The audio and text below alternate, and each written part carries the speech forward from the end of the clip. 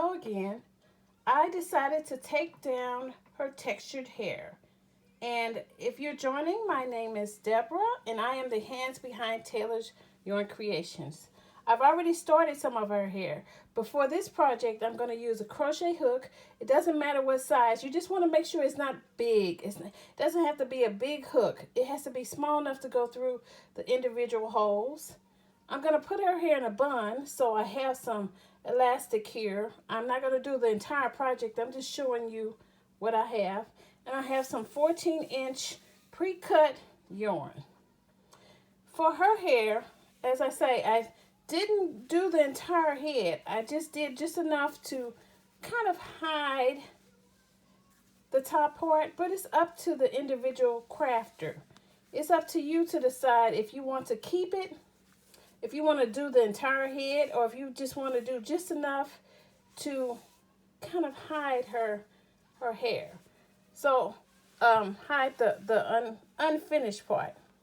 So I'm going to, because I'm putting a bun on her, it's going to be like that. And then I'll wrap it. So I will part her hair. And I'm going to show you, I'm going to link to the bottom a video that I saw on how they created a bun. So you're going to take your crochet hook and you're going to wrap your pre-cut yarn. It doesn't have to be 14 inches. It's whatever type of hairstyle you were doing, but for this part, this particular hairstyle, I'm going to put it in a bun, and because I'm going to put it in a bun, it needs to be kind of long, enough to cover her head. So as you can see, I'm turning her, and I'm going to find just a hole. Maybe I'll do it right here. I'm going to bring the hook, show it again, through there, into her, to the other hole, the other side. I'm going to fold the yarn, put her down for a minute. I took the yarn, 14 inches, and I'm folding it in half. So it's probably about 7 inches by the time I get through. I'm putting the folded part onto the hook, as you can see here. And I'm bringing it kind of like a latch hook back through to the other side. I don't know, you can do it. It's so much easier to do it when you're not on camera. So I'll bring it back through the other side, and sometimes I'll pull it with my hand because I don't want the yarn to fray. So I will put the yarn back through here. Some people use the hook the entire time, but I'm bringing the yarn back through into like a loop, the loop that I brought through her hair, and then I'm kind of sealing it with a knot. And I'll show it again.